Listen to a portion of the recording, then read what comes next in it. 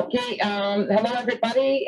This is Nicole Lebrasseur today, live here with you with Dr. Alain Deneault, and he's written, my last count I think was 38 books that you have. Dr. 18 with a lot of translations and books on the which is the more smaller work and articles. Right. So the reason why we asked Dr. Deneault to be here today is because he has a many French videos that we've seen, and it's all about the revolution. What does revolution mean? What needs to happen? And right now we're at a time where you've heard me pushing for, yes, it's time for revolution. It's time for the Canadian citizens and the Indigenous nations to take our rightful spot in our Constitution, which was not done in 1982. And we've written a small book to explain a little bit of what we intend to do and why legally we have the right to do this. So while we are in between elections, this is when we are the most powerful, before we give away our rights for 4 years without having any anything that we can be safe with to stop governments who are acting the way they are now from happening again. So until we decide together as citizens to actually do a real revolution, and that revolution doesn't mean we take out government or anything like that. It just means that finally the people will be empowered. That's a revolution. And Dr. Deneault had the perfect example in his video of what revolution means. So I want to make sure that English Canada knew about this gentleman. And he's got a few books that are translated in English.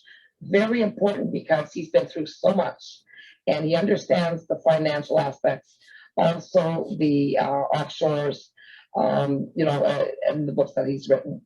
So for me, Monsieur Deneault is actually well worth knowing, hearing, because he has been through it all as far as I'm concerned and understands the needs of regular Canadian citizens.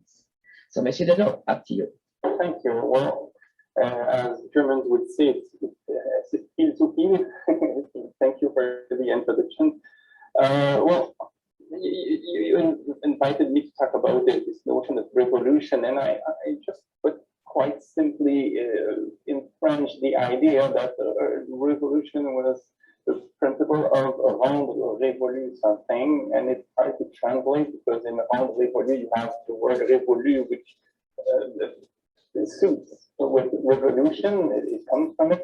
Révolu in French means something that is gone, that belongs to the past. Revolution is a process in which people make sure that something that is undesirable, painful, useless or unfair to belong to the past. We make it something that we can recall as belonging to history, but that isn't actually much. It's a way to separate the word from a romantic point of view, which is the idea that the revolution is something bloody, with weapons, arms, shouting, yelling, and this sort of a blind, passionate relationship with politics. It's not necessarily about those type of images we have in mind when we think about a revolution. Revolution is something related to a timeline, let's say. And well, what can we underline as being unfair, undesirable, would be all the political and juridic apparatus, legal apparatus, allowing multinational corporations and oligarchy to behave as sovereign, thanks to the actual system. I mean, the actual legal, political, and financial system allow oligarchs to behave as sovereigns, being sovereign, being able to make decisions that will apply on people. They are the ones who have power. I mean, and it's quite it's easy to illustrate it. For example, if Justin Trudeau has to meet with some CEO of a big multinational firm, well, he will be one who will be nervous before the appointment, and not the big CEO or the president. I mean, it's obvious that the power belongs to those who control the oil industry, the pharmaceutical, the agro industry of agriculture, finance, and so on and so forth. So these people are committed to satisfy this elite. And so the other idea about revolution is the meaning of making something belonging to the past, let's say, or be gone, is also related to the responsibility. In my understanding, there's a problem with the modernity that we Westerners have. Since the modernity means the end of the 17th century and essentially the 18th century with the revolution, and with the creation of states, having a lot to do with human responsibility and not with theology. Well, since then, we sort of, as Westerners, convince ourselves that the world belongs to us. We can do with it whatever we want. And even though we destroy it throughout the industrial process, even though we pollute the climate, the water, the lands, even though we create phenomena that are like huge, global warming, the extermination of a species in a massive way, and then the transformation of the water level, and the production, let's say, of hurricanes, and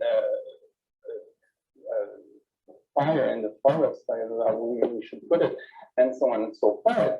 We give ourselves a world in which we cannot live anymore. And what is fascinating is that the most important threat to that ideological regime we're in is that regime itself, which is stronger than whatever we can as citizens produce as a counterpower. Because this regime we're in has the cancer. It's producing effects, a context, which is a threat to itself. Because the globalization, the financial, commercial, and industrial globalization won't be able to go on for decades in a world where species disappear, where you have climate and environmental emergencies like the one we saw this summer in Western Canada. And I'm not talking about the hurricanes we see so often now in the US, which is new. With respect to meteorologists, the statistics. So what I want to figure out here is how important is the objective situation with respect to that regime. So this system is killing it, and is killing ourselves too, because we depend on it, and it is a threat to itself. It creates an ecological situation in which nothing can survive if we don't stop it, or if it doesn't stop itself, because it won't be able to produce what it needs to go on further.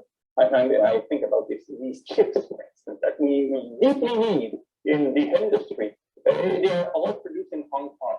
Well, in Hong Kong, they cannot produce it anymore. It generates a lot of problems in the supply chain because there's water mist in Hong Kong because of global warming. And this is just a tiny example of all what will go wrong in that system in for the decade. The pandemic, the so-called pandemic we're in, or there's a debate about that word. Let's say that it's a pandemic. Well, it's related to the, and there's a lot of hypotheses saying that this virus we're fighting, it comes from the animals before being given to human beings. But if it's so easy for animals to give virus to human beings, it's because of the killing of species. So there's a lack of buffers between species, several species, and ourselves, so that these kind of epidemia occur. And Monique Robin, which is a French journalist, very interesting, is currently working on a documentary, and she wrote a book with scientists saying that the main cause of the situation we're in is ecology. It is related to ecology. And our regime, our ideological regime, which is based on exploitation of resources, extractivism, consumerism, capitalism, is responsible of that. So what I'm saying is that it's not only about citizens being aware of the problems and taking on their shoulders the necessity of transforming a structure.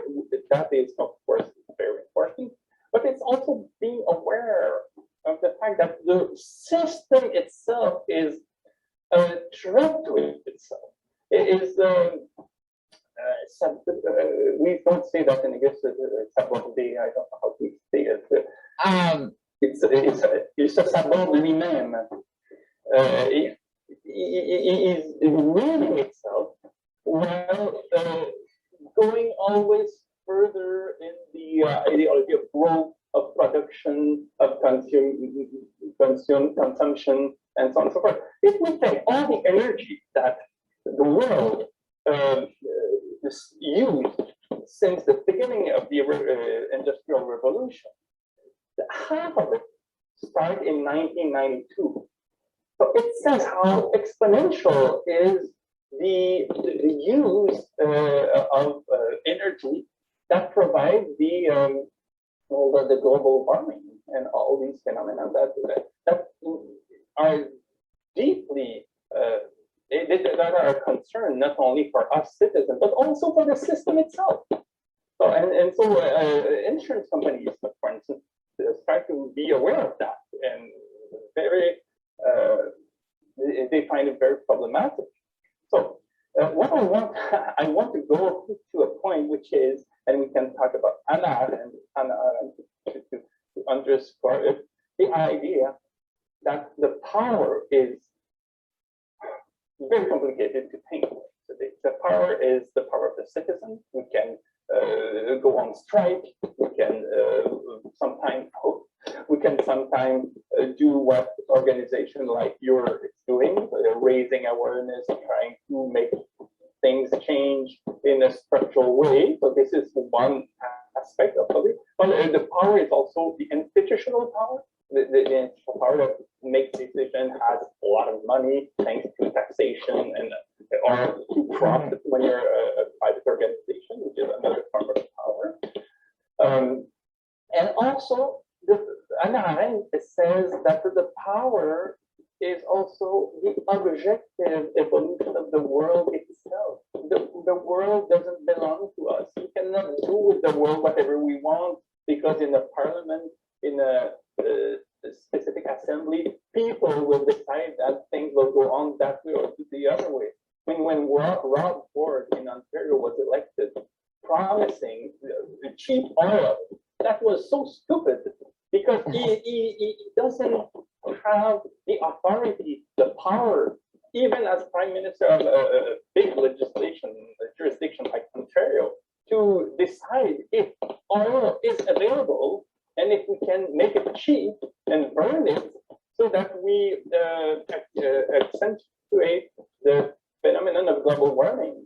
It's not about that when you're interested in politics. It's about dealing with situations you don't control. And so Anna Arendt used to talk about force, to think about that kind of power. And she uses, and I'm not doing it myself, but she uses herself in French. She was talking about la force des choses, that we put it in French. This is her text. Right. In English. She used that French expression, la force des choses, par la force des choses.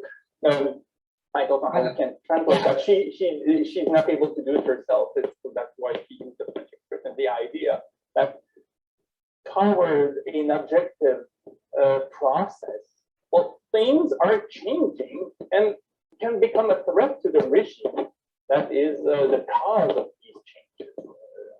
Yeah. I think we feel about it because here. So my understanding of the future is that we'll have that this huge structure has no real future.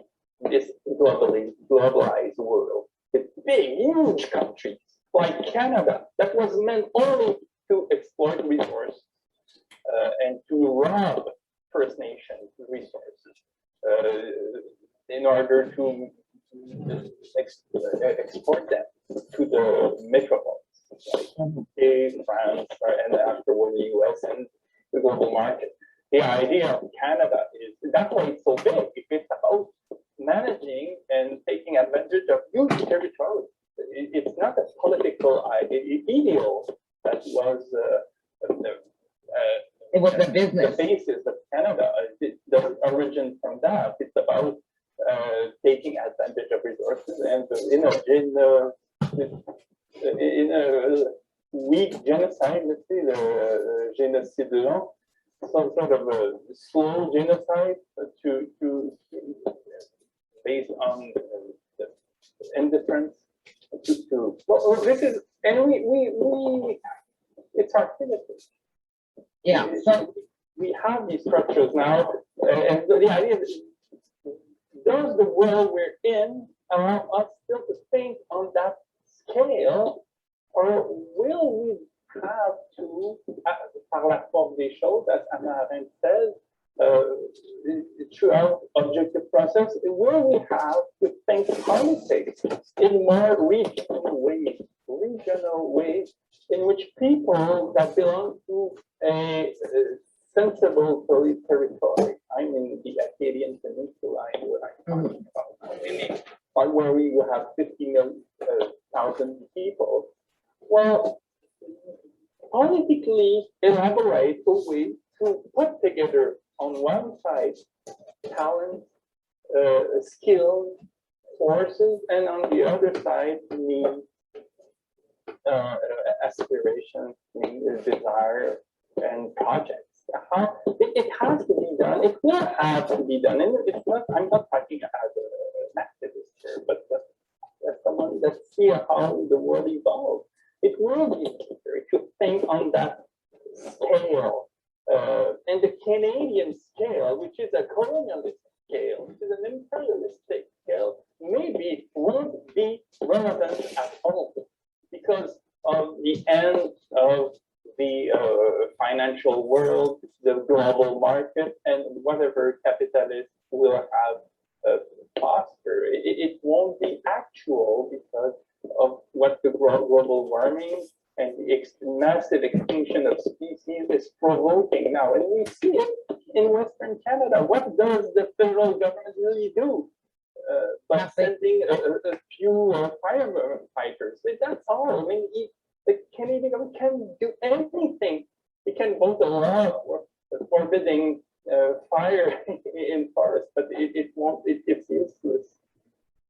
Mm-hmm. Vous entends plus? Je vous écoute. Okay. If you want to respond, I still have 15 minutes. Yes.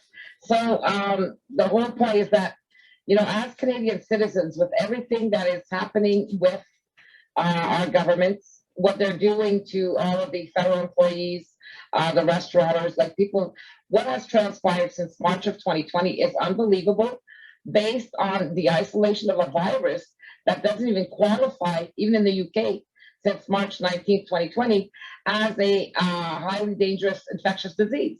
So they took it off and unlabeled it, but then they decided to go ahead with the COVID-19 plan anyway, because it seems like such a good plan. So we've been used and abused. Our economy has fallen apart. People have died uselessly for no reason, all based on political lies, on one agenda for the Great Reset. But now we have an opportunity. And I think Canadians, as I call us the official shareholders, co-owners of the Crown of Canada, because in the end, we give away our power to the politicians every time we vote. And therefore, we're stuck for 4 years because we're not protected against decisions they may make. So there was a blunder in 1982. We can fix that. But Canadians would have to get together and look at what can we do with our environment. First of all, we have to make sure that we reacquire legally and at the international level, we're allowed to take back all of our natural resources in a decolonization process, which was never given to us. So then by being able to do all this, the Canadian citizens need to start learning about politics, how things work. And the way that we were looking at things under the power shift is that, this is a bottom-up government. And like you were saying, everything has to go by region. The people of the region have to decide for their economy what's best for them as well. So by the people being more informed, participating in their economy, what the Great Reset kind of did for us in a roundabout way is the difference between dictatorship and freedom is who makes the decisions at the end of the day. 37 million people or 338 politicians. So what they've done is they did something called open government.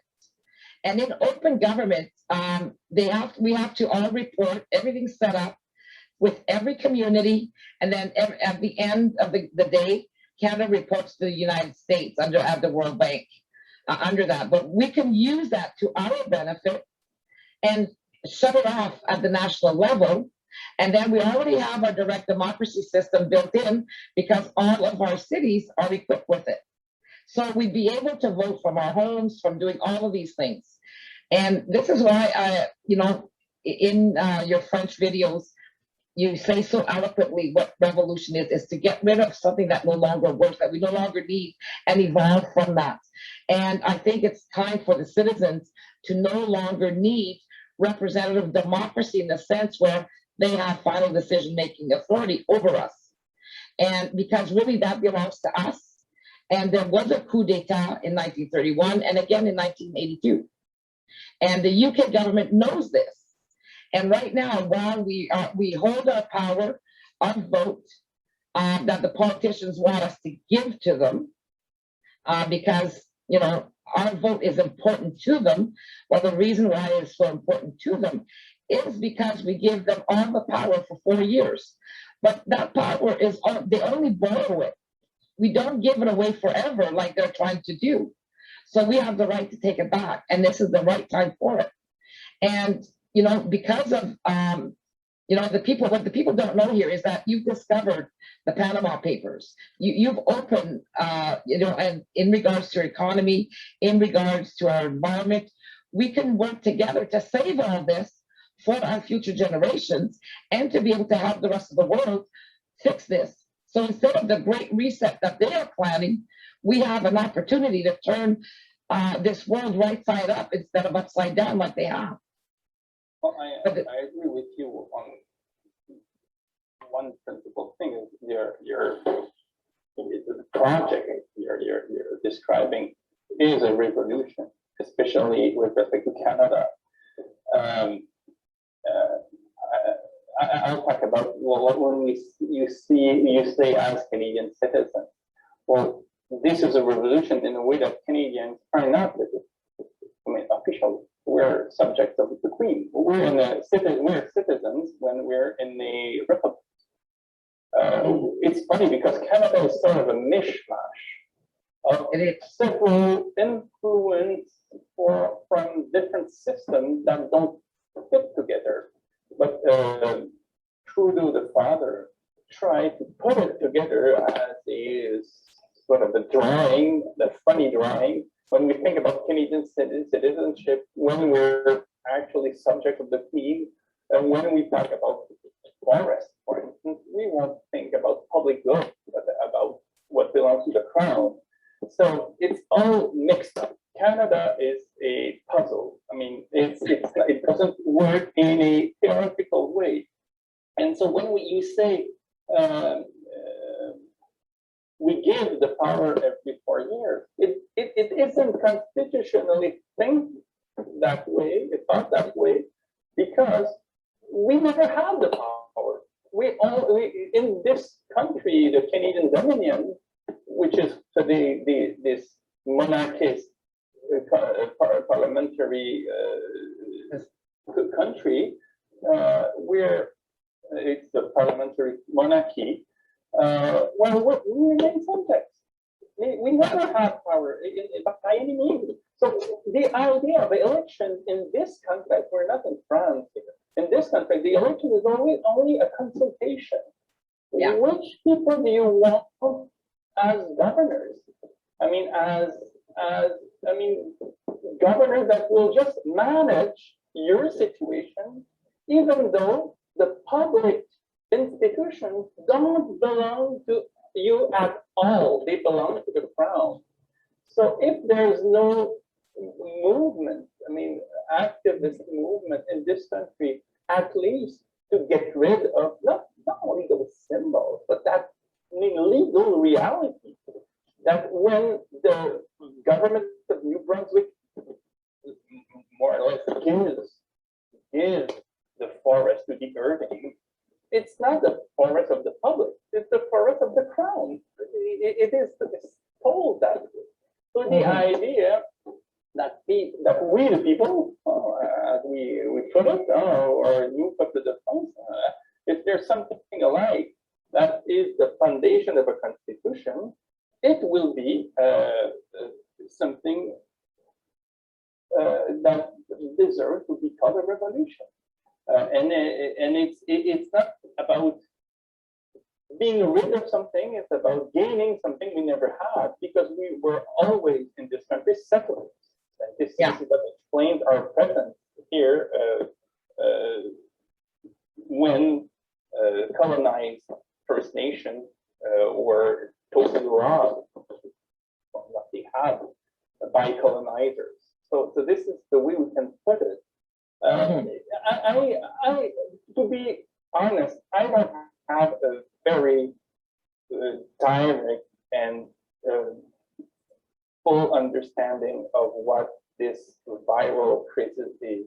I respect the need of a debate, and what I find a pity is how the media didn't play their role in this so-called crisis, let's say, making as if science was an oracle, was a plea of God, like a revelation.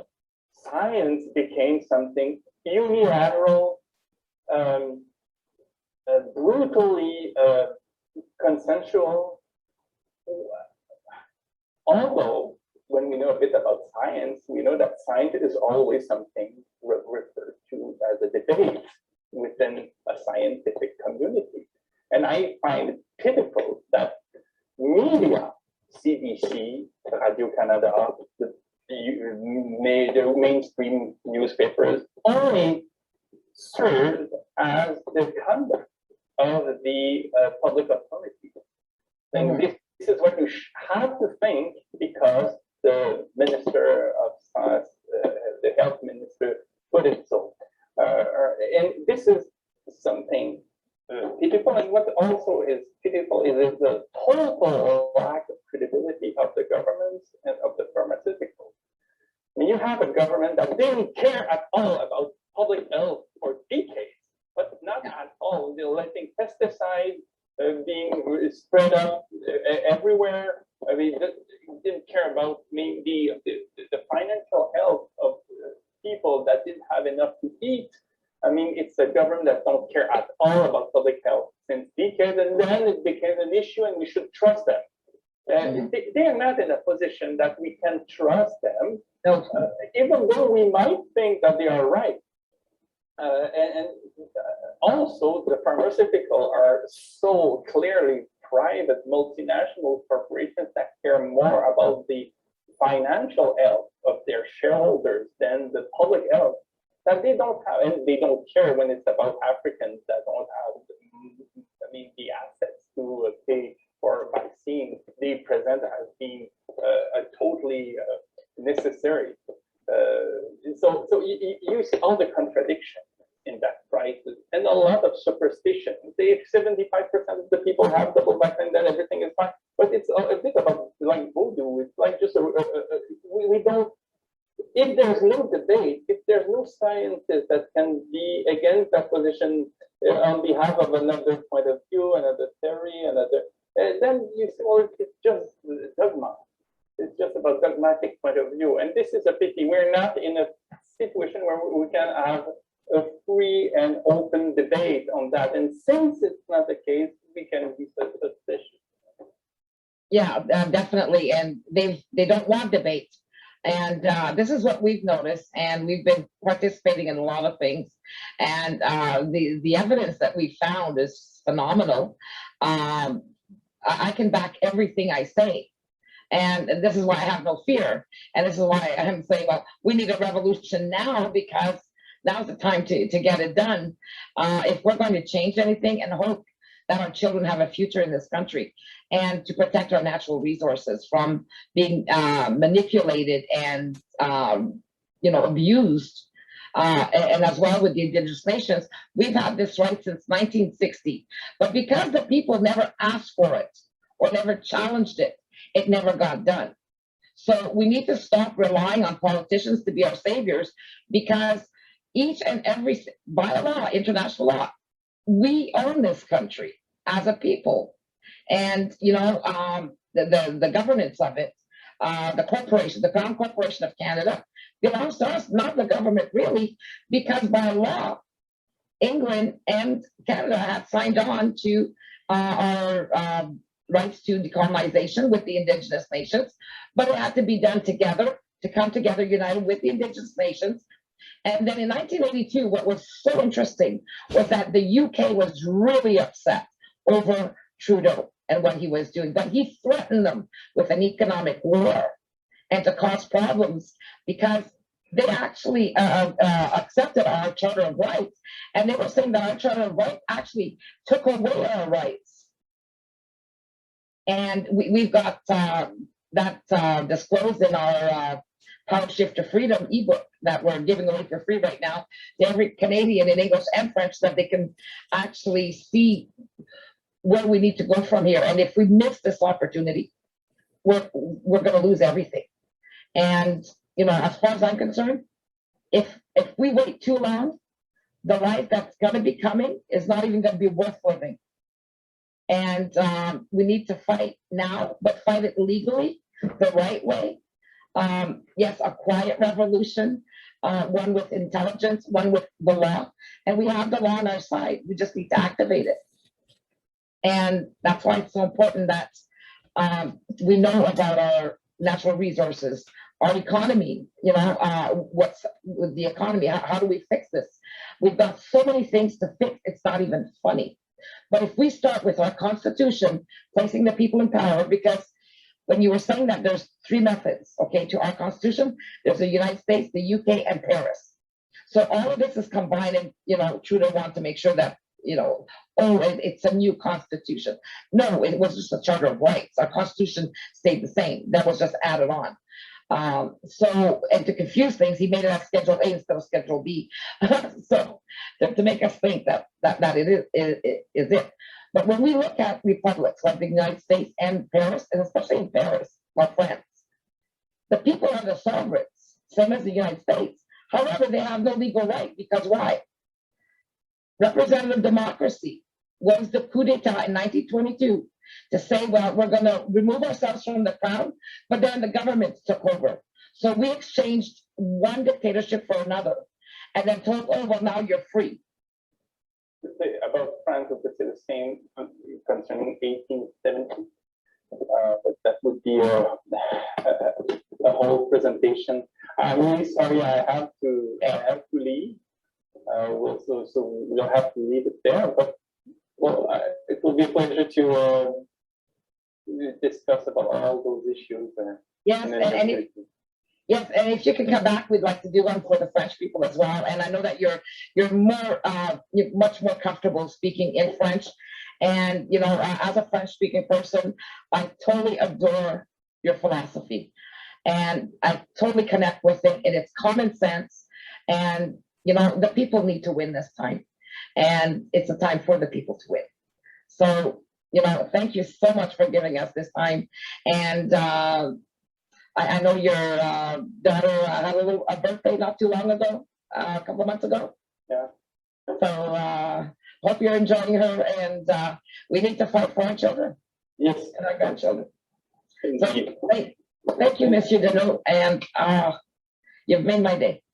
Thank you. Thank you very much. It was a pleasure. Thank you. Okay, so I'm going to finish off with showing your video on La Révolution in French with the English subtitles. So people stay here, and you'll be able to understand what we understand. And the English is not that great, but the translation, but you'll see that, yeah, the revolution is now.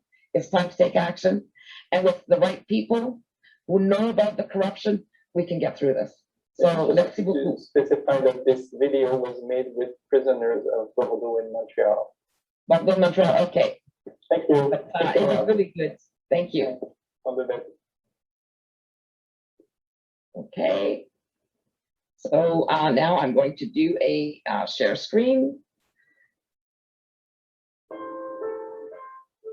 Okay. CC. Auto translate English. There we go.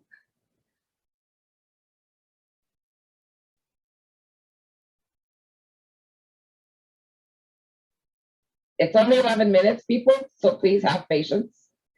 And then you'll get to understand what this man was trying to say. And everything is affected. You know, we're losing natural resources. We're losing wildlife. Like there's no tomorrow. Why? Because it's being exploited by the big corporations. And that's what the message that he was trying to get at, that yes, we have to watch our natural, you know, save our country, save our natural resources, and you know, stop these big conglomerates from stealing and ending you know, the lives of animals that are now going to be extinct. So everything he says is true once you understand exactly where he's coming from. So now we'll go to this video. Des gens puissants, destructeurs, ont spolié un peuple, ils ont volé un peuple en allant chercher des minerais, par exemple de l'or, du cuivre, des diamants, je ne sais pas, en payant pas d'impôts, en polluant, en ce qu'on pourrait dire en rudoyant la veuve et l'orphelin, en étant vraiment, en se comportant d'une manière dommageable pour les gens. C'est un cas. Et là, dans le cas, on se rend compte qu'en droit, c'était légal. Ils avaient le droit. Ils avaient le droit en vertu de la façon dont la loi est écrite. Et ce qu'on essaie de montrer aux futurs avocats, c'est à accepter ça, à accepter que la loi aille à l'encontre de la morale et que la loi soit seulement une technique qui soit pensée par et pour les puissants. Et ça, moi, je trouve ça sidérant. Et très souvent, vous avez comme Philippe Couillard qui a un compte à l'île Jersey, qui est le premier ministre du Québec. Il a eu un compte à l'île Jersey. Qu'est-ce qu'il a dit? Il a dit c'est légal. La société totale a fait travailler des enfants de force au Myanmar. Via des partenaires, ainsi de suite, pour construire ses propres infrastructures. Qu'est-ce qu'elle a dit? C'était légal. C'est toujours légal. On envoie des capitaux dans les paradis fiscaux, c'est légal. On fait travailler des enfants, c'est légal. On finance des dictatures, c'est légal. On envoie des armes à des factions qui veulent prendre le pouvoir sur un mode violent pour donner accès ensuite à l'entreprise, à des gisements. On va dire c'est légal. On a tout légalisé. On a légalisé ce qui nous choque du point de vue de la morale, et ce divorce-là entre la morale et la loi est quelque chose qui devrait effectivement nous révolter. Donc, qu'est-ce que vous êtes en train de me dire? Il va n'y avoir aucune justice qui va se faire. Qui écrit la loi? Les politiciens. Bon, il faut les changer. Et comment on pourrait faire pour les changer? Une révolution. Et comment faire cette révolution? On s'organise. Mais de quelle manière? Une révolution, c'est deux choses. Une révolution, c'est deux choses. C'est un contexte historique dans lequel les gens sentent que ça ne va pas. On est à deux doigts de ça. Aujourd'hui, on est à deux doigts de ça. Là. On sent là, que ça n'a pas de sens. Et à un moment donné, il va y avoir des pénuries, parce que quand il va y avoir une crise pétrolière, là, il n'y aura plus des sacs de pain à perte de vue dans les supermarchés. Là. Il n'y aura peut-être même plus de bière dans les dépanneurs pendant quelques jours. Là, ça va aller mal. Parce qu'on ne pourra plus s'approvisionner. Il va y avoir une crise. Et à un moment donné, il va y avoir une crise de confiance. On va se dire, ce système-là ne fonctionne pas. Et quand ça ne fonctionne pas, on prête l'oreille à autre chose. Et là, il y aura sûrement des modèles d'un genre nouveau qui va porter plus sur l'économie au sens de l'épargne, être économe, gaspiller moins. Le recyclage, l'entraide, le partage, la socialisation, la mise en commun. Et on va apprendre à être moins individualiste et à mettre en commun ce qu'on a si on évite les fascistes, si on évite les tarés là, qui vont dire non, ce qui reste, je le garde pour moi, puis les autres, c'est mes ennemis. Mais si on arrive à développer ce genre de conscience, on avancera. Moi, je me bats comme un désespéré pour qu'on quitte le modèle individualiste, qu'on abandonne l'idée qu'on est juste des individus et qu'on revienne à une idée du partage d'entraide, parce que si on ne réapprend pas à s'entraider, si on ne réapprend pas même à s'aimer, ça peut sembler fleur bleue, mais juste à s'aimer comme semblable, comme sœur et comme frère, là. À sentir qu'on est de la même gang, qu'on est dans la même aventure, qu'on a intérêt à s'aider, parce que si on ne s'aide pas, ça va être long. C'est juste revenir à ces considérations-là. Si on y revient, ça ira mieux.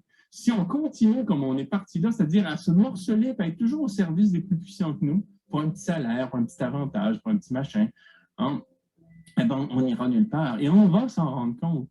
Le jour où, pour le type de Longueuil, de Gatineau, de Pentigny ou de Laval, il va en coûter plus cher de mettre de l'essence dans sa voiture que ce que lui rapporte sa journée de travail. Ce jour-là, il va commencer à se dire, mais je suis vraiment un inigo, moi. J'ai acheté une voiture pour aller travailler, puis quand je mets de l'essence dedans, ça me coûte ma paye. Mais ça ne marche pas. Et on est à deux doigts de vivre ça, là. Et quand ça ne marchera pas, puis tout le monde va se rendre compte que ça ne marche pas, puis qu'il n'y a plus rien qui fonctionne, on le voit dans certaines régions aux États-Unis où l'État a complètement abandonné des populations entières. Ben là, on va se dire, on va essayer autre chose. Vous parlez de révolution, mais je pense que dans ce pays, il manque d'union. Donc, comment on va faire pour se réunir pour faire une révolution? Combien de temps ça va prendre? Ça, c'est effectivement la question. Vraiment. Combien de temps ça va prendre? Ce qui peut faire la différence, c'est le contexte. Aujourd'hui, les gens ont des préjugés. Lui, c'est un criminel. Elle porte le voile. Je ne sais pas trop qu'est-ce qu'elle pense. Lui est noir. Je ne sais pas, je me méfie de ces gens-là, des préjugés. Hein. Bon, l'autre, je ne sais pas, puis ça peut être envers les riches aussi. Hein. L'autre, il porte une cravate, ça doit être un crétin. Tu sais, on est bon. Et on peut se permettre les préjugés quand, en descendant la rue comme ça, on fait ses courses, on a toujours un peu d'argent, on revient avec ce qu'on a et on vit comme un individu parce que le système nous permet de rester des individus. Mais quand est-ce qu'on va parler à l'autre, là, dont on se méfie parce que lui a fait de la prison, puis lui il porte une cravate, puis elle est noire, puis l'autre elle a un voile, c'est quand on va avoir besoin de se parler. On va se dire, je suis dans le besoin, parce que là, il me manque quelque chose. Et le système qui me le fournissait ne me le fournit plus, parce qu'il y a une crise pétrolière, parce qu'il y a une crise de confiance, parce qu'il y a une crise de classe, parce qu'il y a une crise écologique. Et là, on va aller cogner chez celui qu'on méprisait la veille. Puis on va le voir, on va voir qu'il n'est pas si méchant au fond, puis il y a des talents qu'on n'a pas, qu'on peut se compléter, qu'on peut apporter. Et c'est là qu'il va y avoir un bris dans les espèces de corridors individualistes dans lesquels on nous a mis. Puis on va en faire une révolution, pas nécessairement au sens romantique avec des bannières rouges, là, puis des slogans. La révolution au sens strict, ça veut dire rendre révolu. Ça veut dire reléguer au passé ce qui nous nuit. Faire de ce qui nous nuit des souvenirs. En faire classer des dossiers. Quoi. C'est-à-dire la bourse, les multinationales, le capitalisme, les partis politiques pourris qu'on a eu au pouvoir pendant des décennies, on les rend révolus, on les envoie dans les poubelles de l'histoire, on les envoie dans les manuels d'histoire, on les envoie dans nos souvenirs, dans nos albums de photos, et on essaie autre chose. Et on a vu que dans tel pays d'Amérique latine, ben, il y a eu une constituante, puis là, les peuples se sont mis à réécrire les règles du jeu pour vivre en société sur un mode plus égalitaire, puis qu'à Saint-Camille, au Québec, il y a une communauté qui a appris à vivre sur un mode égalitaire, puis les féministes arrivent avec un discours qui peut nous éclairer sur des rapports hommes-femmes beaucoup plus sereins. Puis pendant ce temps-là, il y a un discours sur la République, qui est un discours conceptuel, là, qui consiste à penser la façon dont on se donne des règles, même quand on n'est pas pareil. Et là, on va avoir envie de ça parce qu'il va y avoir un vide, parce qu'il va y avoir une crise, parce qu'il va y avoir du manque. Et là, les relations sont toujours liées à un contexte. Si on est dans un contexte de guerre, vous et moi, on n'a pas la même relation. Si on est dans un contexte d'abondance, on n'a pas la même relation non plus. Si on est dans un contexte de guerre civile, on n'a pas la même relation. Et quand il va y avoir une relation, un contexte de crise, les relations vont changer. Et moi, d'une certaine façon, j'ai hâte. J'ai hâte que ça pète. J'ai hâte que tout s'écroule. On l'a vu, je ne sais pas si ça vous dit quelque chose, la crise du verglas en 1998. Oui, oui. Ben, c'est ça qui s'est passé. Hein? La crise du verglas, qu'est-ce qui s'est passé? Ben là, tout d'un coup, on a besoin du voisin. Puis on s'inquiète de la voisine parce que la vieille dame qu'on méprise parce qu'elle râle tout le temps, puis on la regarde de haut, ben ouais, on s'inquiète d'elle. Parce qu'il y a la crise du verglas, il n'y a pas d'électricité. Hein? On va cogner à sa porte pour voir si elle est correcte. On va peut-être lui apporter de l'eau. Bon. Et c'est là, c'est quand on est trop bien matériellement. Et on est trop aliéné, on est trop tourné vers nous-mêmes. Et avec la publicité, Facebook, la consommation. Et le jour où toutes les digues vont éclater, les verrous vont sauter, là, on va réapprendre à se parler, on va développer des nouveaux modèles. Et le capitalisme a toujours cherché à briser ces modèles-là. Qu'est-ce que fait le capitalisme quand il va au Sénégal? Qu'est-ce qu'il fait le capitalisme quand il va en République dominicaine, au Brésil ou en Indonésie? Il brise les relations sociales, il crée des individus parce que c'est comme ça qu'on a des consommateurs. Parce que quand on brise les relations sociales et qu'on a des individus, on a des gens qui sont dépendants. Et là, on peut leur vendre des trucs, on peut s'imposer comme intermédiaire, puis vendre des services. Alors que quand les gens s'entraident, ils n'ont pas besoin d'autant d'entreprises. Gertrude va te couper les cheveux parce que c'est comment, puis Anita va réparer ton moteur parce que c'est comment, puis Mohamed, lui, il va te donner des cours de musique parce que c'est comment, puis Rodrigue, puis Stéphanie, puis Jean, non, ensemble, on sait qui a des talents, puis on s'entraide dans l'amitié. Puis avec peut-être une codification, peut-être une petite monnaie qui va juste circuler sans que nécessairement quelqu'un s'enrichisse. Puis on a un modèle sur ce territoire-là, c'est les Premières Nations. L'économie des Premières Nations, c'est une économie de partage. Et dans les Premières Nations, personne n'est un propriétaire foncier, personne ne détient une terre. C'est la terre qui nous détient. On lui appartient, la terre ne nous appartient pas. On a toute une autre pensée dont on aurait pu s'inspirer et je pense que ça va revenir quand on va commencer à manquer de poissons, manquer d'eau, manquer de pain et manquer de tout. Lorsqu'on attend 40 minutes pour un autobus à moins de 1 degré Celsius, c'est à cause des paradis fiscaux. Lorsque l'hôpital met 1 an et demi à procéder à une intervention chirurgicale, C'est à cause des paradis fiscaux. pourtant cruciale, C'est à cause des paradis fiscaux. Lorsque ferme un centre d'aide aux toxicomanes, C'est toujours à cause des paradis fiscaux. lorsque s'effondre un viaduc faute d'entretien, C'est à cause des paradis fiscaux. Lorsqu'une commission scolaire abolit son programme pour les élèves en difficulté, à cause des paradis fiscaux, même. lorsqu'une compagnie de danse se voit incapable de rétribuer ses artistes, Je pense que c'est à cause des paradis fiscaux. Ou en répétition, c'est à cause des paradis fiscaux. lorsqu'une télévision d'État supprime son service d'information internationale, Autour et moi, là, je pense que c'est à cause des paradis fiscaux.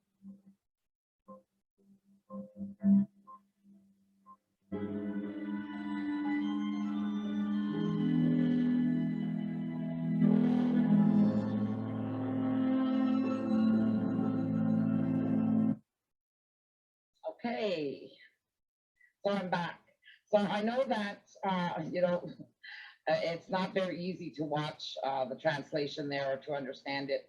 But the bottom line is that, how can I say? But what he was trying to say is that we need to get along, we need to start communicating. And, that's what they removed from us. They're removing all of our powers. And he made this video in 2017.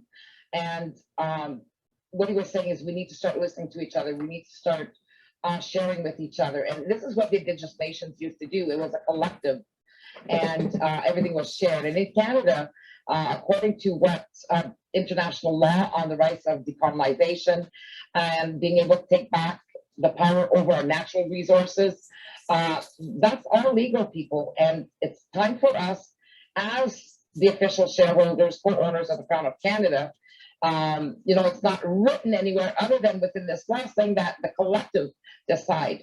And then even in our governance, a lot of the Supreme Court judgments will say, it's like with Quebec when they wanted to separate.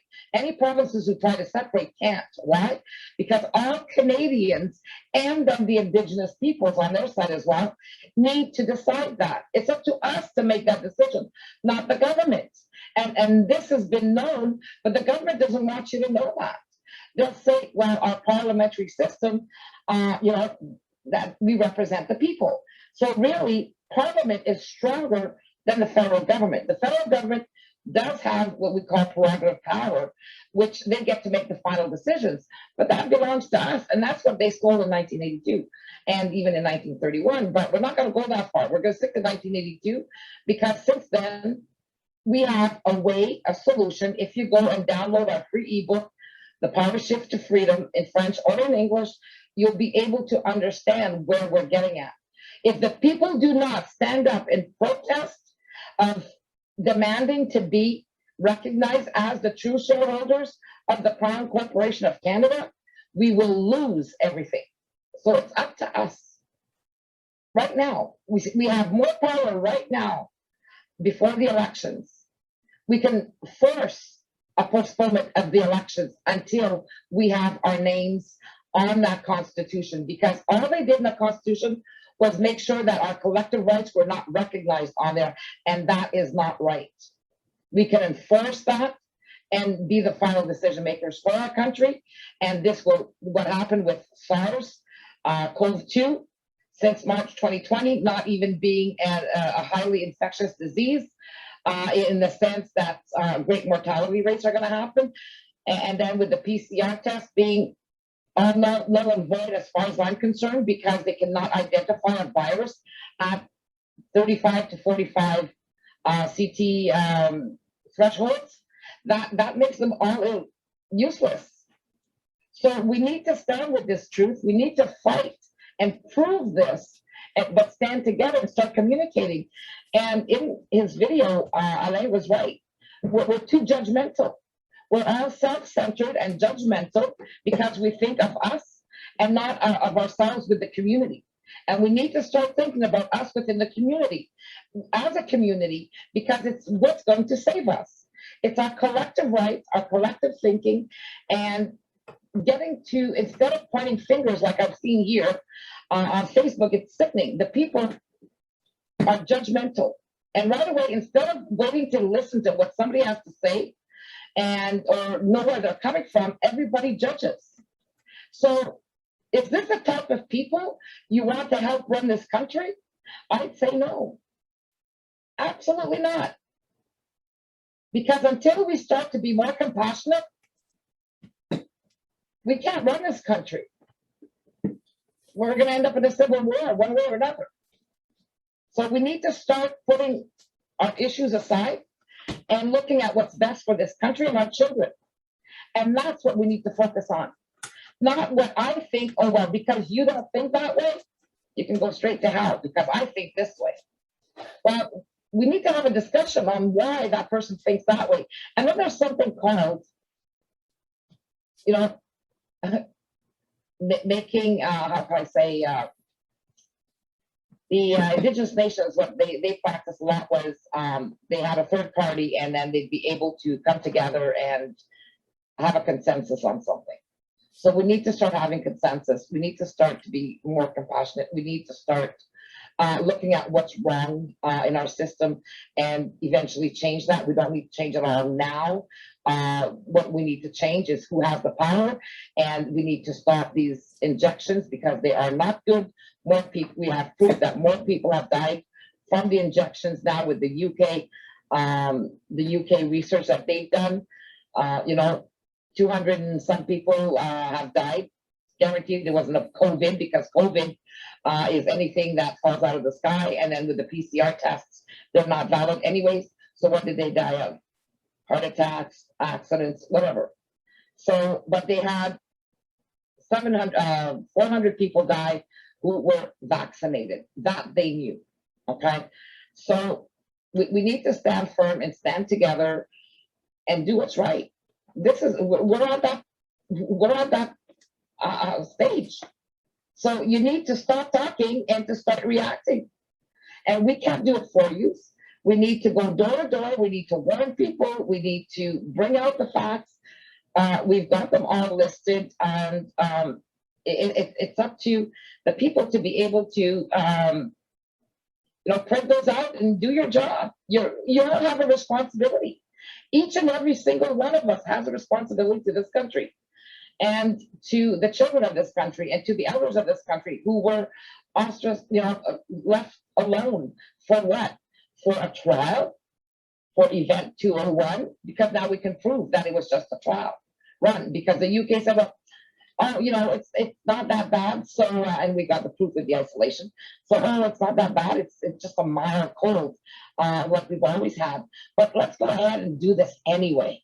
Now, how stupid is that? They've done this in every country, and not one country has SARS-CoV-2 listed, not because they're saying it wasn't isolated. It was isolated, but then the proof was in the pudding. Okay? No sense in claiming anything for SARS-CoV-2, but they did it anyway. And we bought it, and we complied, and now's the time to stop complying. Now's the time to say, hey, the elections can wait. We want to see our names as the final decision makers in this country, along with the indigenous nations, because that's how it has to be. So we come together, we unite, and we stand strong. Okay? So I'm going to let you go with that, and please go to the PowerShift.ca, and you can download the ebook in French or English. It's free. We were giving it away, like giving it with a donation for to help pay for our fees to maintain this, to try and get lawyers. But now we're at a point where we are running out of time. You need to look at this ebook. It's also interactive. It's got videos in there, but it's just short enough and it's got enough pictures to show you this is what we're looking at. And because they're saying that we have to learn to live with COVID from now on. So what does that mean? Any sniffles, anything you have, any allergies you have, you're going to be locked into your house. So pick and choose what you want, your freedom or a dictatorship. What you do with your actions will tell everything. Well, either if win or lose will depend on the Canadian people. Okay, win or lose. So either we all stand together and say it's enough. We're going ahead with this revolution where it is finally the people throughout, for the first time in history, even Switzerland doesn't have complete direct democracy. We would. Okay, and we can show the rest of the world, because they too can use the same laws as we did. There's 17, altogether we're 17 countries still tied to the UK. We can knock all of that down. But it needs the Canadian citizens to launch it, because we are the ones who launched the New World Order since 1970. So we need to clean up our act. Okay, so I'll leave you with that. Go to the PowerShift.ca. Thank you.